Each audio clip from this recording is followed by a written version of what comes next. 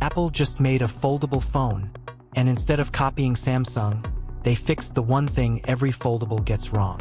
No visible crease, laptop-level pricing, and Apple's biggest hardware flex ever.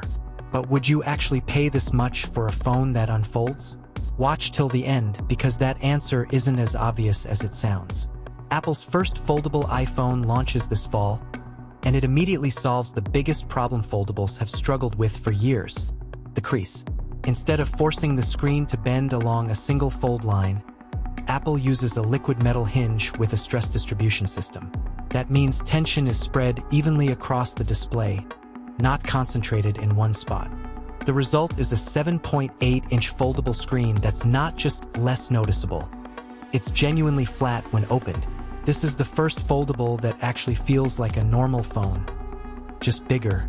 The chassis is titanium, and when fully unfolded, the phone measures just 4.8 millimeters thick, thinner than most regular smartphones.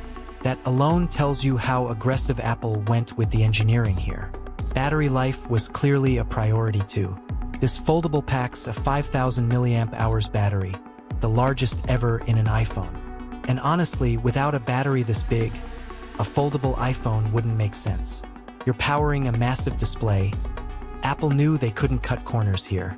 Another big shift? Apple is moving away from Qualcomm, using its own C2 modem instead. This is Apple tightening control over performance, efficiency, and long-term optimization, even if it comes with some first-generation risks. Now let's talk reality. This phone will cost between $2,000 and $2,500. That makes it the most expensive iPhone Apple has ever released. Repairs won't be cheap. Insurance will be mandatory. And no, this is not a phone for everyone. But Apple knows that. This isn't a mass-market iPhone. This is a hardware flex.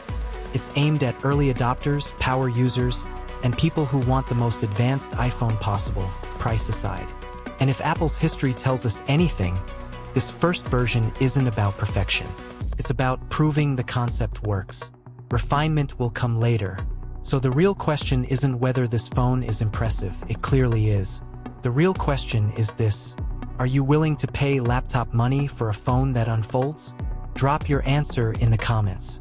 I genuinely want to know. If you enjoy honest tech breakdowns without the hype, hit like, subscribe, and turn on notifications because the next gadgets coming up make this one look normal. See you in the next video.